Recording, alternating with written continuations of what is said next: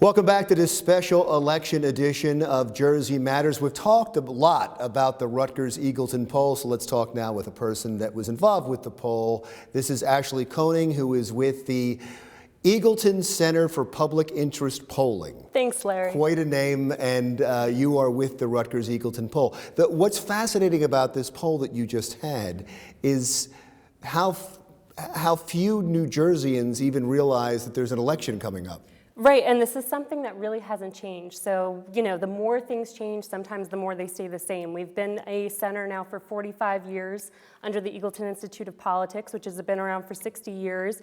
And we actually did these very same questions in 1971. And we found pretty much the same number of New Jerseyans over 4 decades ago compared to today. They just don't know what's going on in terms of legislative elections. 1971 was right before the 1971 legislative elections, and actually the state Senate was up for grabs as well then. And now 40 years later, 45 years later, we see the same thing all over again. They don't know their state senator, and they don't even really know an election's happening next week. And what were the numbers? So we actually asked, do you know what offices are up for election next week? And we found that about 75% said, oh, there's an election. They were completely unaware. Another 12% basically said, no, there's no election at all next week.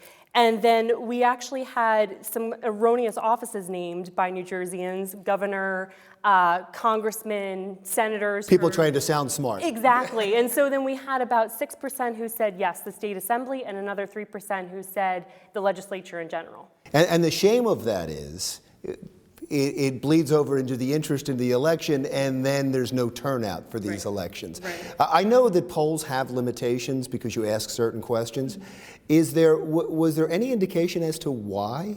I mean, there wasn't a huge indication as to why, but we followed up on issues like voter registration in the past. And, New Jersey, unfortunately, is a little bit infamous for having low turnout in general. And there's voter registration reforms that are trying to be pushed through, and which is what we pulled on a few months ago. And, it could be lack of interest, lack of apathy, concentration on 2016, low turnout in general across the state, when all we're hearing about is Donald Trump and Ben Carson. And with our own governor even in the race, it's kind of hard to realize that legislative elections are going on right here at home. And you went a step further and asked people if they knew who their office holders were. How did that go? So not so well. Same thing, not so well. Pretty much just like last time, I believe about 11% or so back in 1971 knew their actual state senator.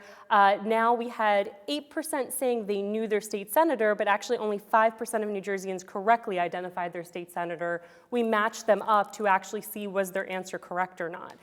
So 3% there actually gave an incorrect name.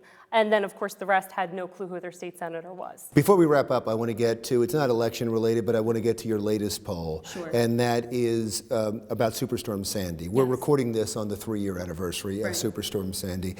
And many people don't think we've come back yet, right? Right, exactly. So, I think there's a little bit of good and bad news in the mix. We released more results today on Hurricane Sandy, like you said, now 3 years out. We've been polling recovery ratings for the past few years since Hurricane Sandy happened.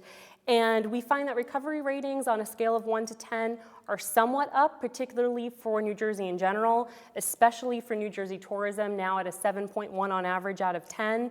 But those that are affected the most, when we're talking about homeowners who sustain damage, as well as those in the shore region, New Jerseyans think progress has not really been made there. Their scores are slightly up from when we last polled in April 2014, about a year and a half away from Sandy, but they're still around 5 on average out of a scale from 1 to 10. So again, these are the areas that are lagging most, that really need the support and growth the most after the storm. Did the poll go a step further and try to figure out if they assign blame on that? We didn't ask about blame this time around, but we also asked, do you think life in general is back to normal in the state after Sandy? Over half say it's not back to normal, and it's those who say it's not back to normal. It's also those who say they disapprove of Governor Christie's job specifically on Hurricane Sandy that are the most disapproving and the most negative on their recovery rating. So to get a little bit, I guess, at blame, those who are disapproving of the governor just kind of right in there do not approve of recovery at all either. Yeah, and it goes along with his approval ratings in the state, which you've done a couple of times, and I know other polls have done, so it's not surprising. Ashley, thank you so much. Thank you so much, Larry. Thanks for coming here today and doing this. Thank you. That wraps up our special election edition of Jersey Matters, coming to you from Trenton.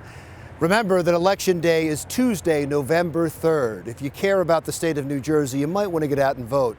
And if you don't vote, remember, don't complain. I'm Larry Menti. Stick around for another thing.